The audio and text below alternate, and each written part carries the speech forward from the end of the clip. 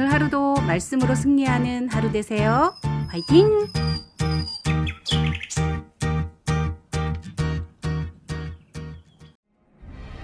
내가 심히 기이 여기고도 깨닫지 못하는 것 서너시 있나니 곧 공중에 날아다니는 독수리의 자치와 반석 위로 기어다니는 뱀의 자치와 바다로 지나다니는 배의 자치와 남자가 여자와 함께한 자치며 음녀의 자치도 그러하니라. 그가 먹고 그의 입을 찢음같이 말하기를 내가 악을 행하지 아니하였다 하느니라. 세상을 진동시키며 세상이 견딜 수 없게 하는 것 서너시 있나니 곧 종이 임금된 것과 미련한 자가 음식으로 배부른 것과 미움받는 여자가 시집간 것과 여종이 주모를 이은 것이니라. 땅에 작고도 가장 지혜로운 것 넷이 있나니 곧 힘이 없는 종류로되 먹을 것을 여름에 준비하는 개미와 약한 종류로되 집을 바위 사이에 짓는 사반과 임금이 없으되 다 때를 지어 나아가는 메뚜기와 손에 잡힐만 하여도 왕궁에 있는 도마뱀이니라. 잘 걸으며 위풍 있게 다니는 것 서너시 있나니 곧 짐승 중에 가장 강하여 아무 짐승 앞에서도 물러가지 아니하는 사자와 사냥개와 수령소와 및 당할 수 없는 왕이니라. 만일 네가 미련하여 스스로 높은 지 하였거나 혹 악한 일을 도모하였거든 내 손으로 입을 막아라. 대저 젖을 저으면 엉긴 젖이 되고 코를 비틀면 피가 나는 것 같이 노를 격동하면 다툼이 남이니라.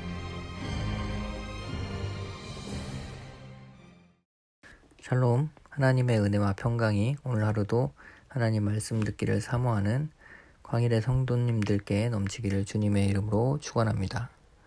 본문 말씀 잠언 30장은 아굴의 잠언입니다. 아굴의 정체는 신비에 쌓여 있습니다.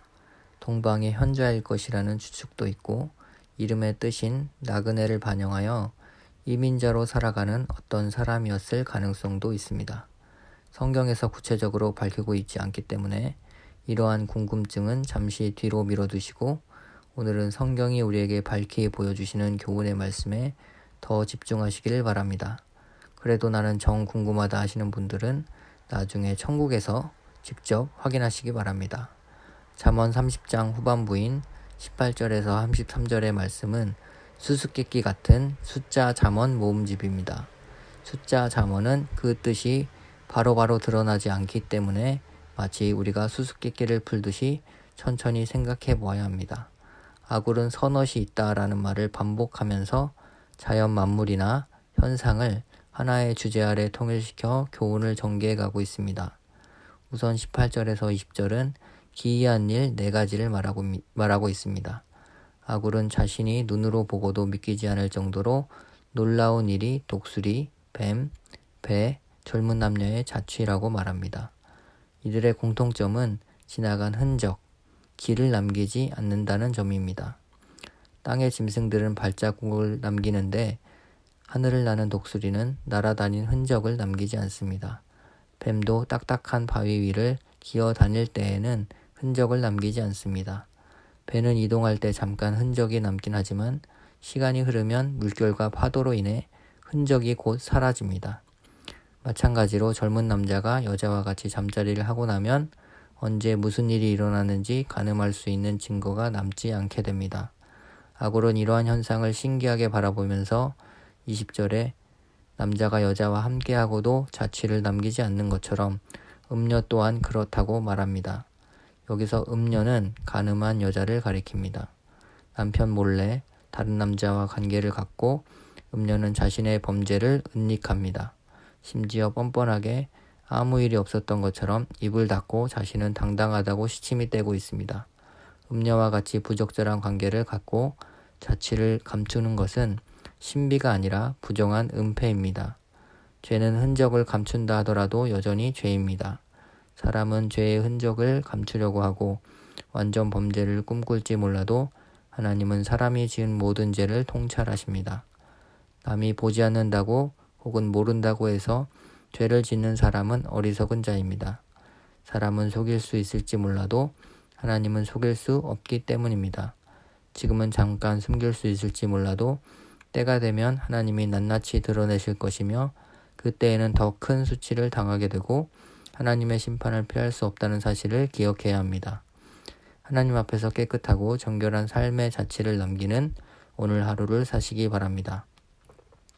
다음으로 20일에서 23절은 세상을 진동시키는 일 4가지를 말합니다.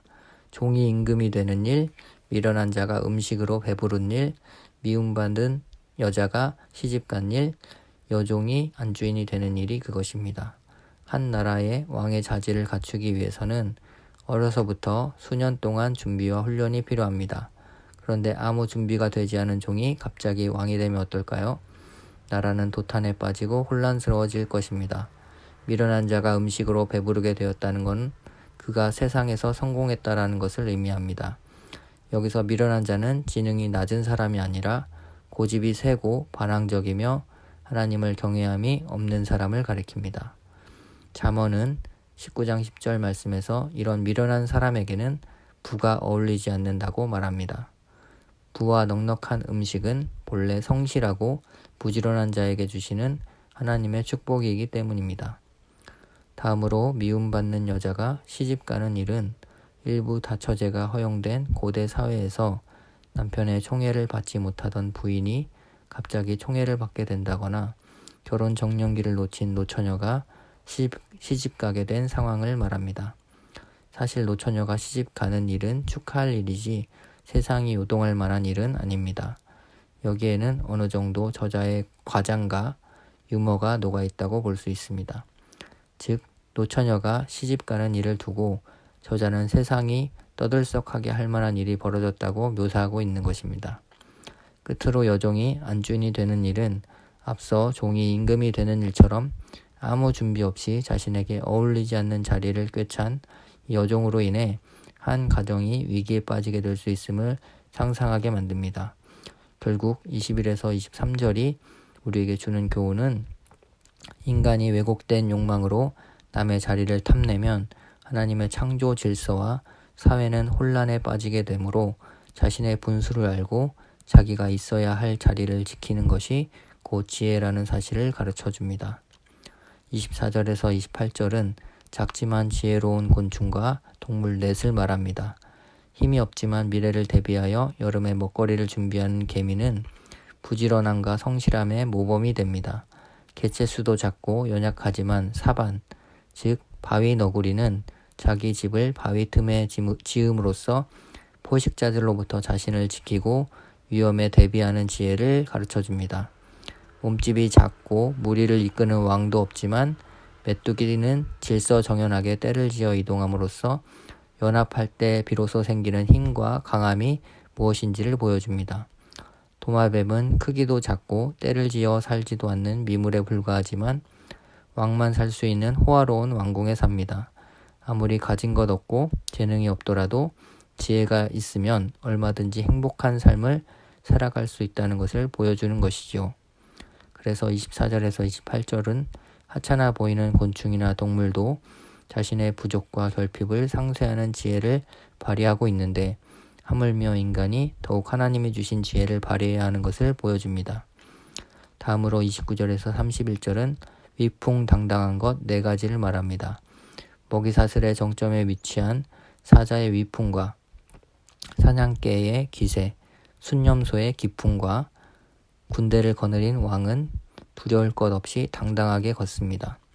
아굴은 이 비유를 통하여 우리가 삶에 보다 긍정적이고 적극적으로 임할 것을 권면하고 있습니다. 사자나 사냥개, 순념소 같은 동물들도 위풍당당한데 하물며 하나님의 형상으로 지음받은 인간이 위축될 필요가 없다는 것입니다. 날마다 지혜의 말씀으로 무장된 사람은 당당하게 세상을 살아갑니다. 하나님이 우리와 함께 하시니 군대를 거느린 왕과 같이 가슴을 펴고 두려움 없이 담대하게 걸어가시기 바랍니다. 끝으로 32절에서 33절은 미련하여 스스로 높은 채 하거나 악한 일을 도모하지 말 것을 교훈합니다. 32절에 내 손으로 입을 막으라는 것은 침묵하라는 뜻도 있지만 당장 하던 일을 중지하라는 말입니다. 왜냐하면 33절과 같이 젖을 계속 저으면 엉긴 젖이 되고 코를 계속 비틀면 피가 나는 것처럼 죄를 멈추지 않고 계속 진행하게 되면 결국 타인의 분노를 사게 되고 다툼을 일으키고 공동체의 질서까지 깨뜨리게 될 것이기 때문입니다. 악은 처음부터 멀리하고 빌미를 주어서는 안 됩니다. 실수로라도 내가 죄를 범하였다면 그것이 더 확산되지 않게 당장 멈추고 회개하고 돌이켜야 합니다. 그것이 참된 겸손이며 지혜인 것입니다. 오늘도 잠언의 지혜의 말씀을 교훈 삼아서 자신이 있어야 할 자리가 어디인지를 분명히 알고 죄의 자리는 멀리, 은혜의 자리는 가까이 하시며 하나님 앞에 깨끗하고 정결한 삶의 흔적으로 영광을 돌리시는 복된 지혜자가 되시기를 주님의 이름으로 축원합니다.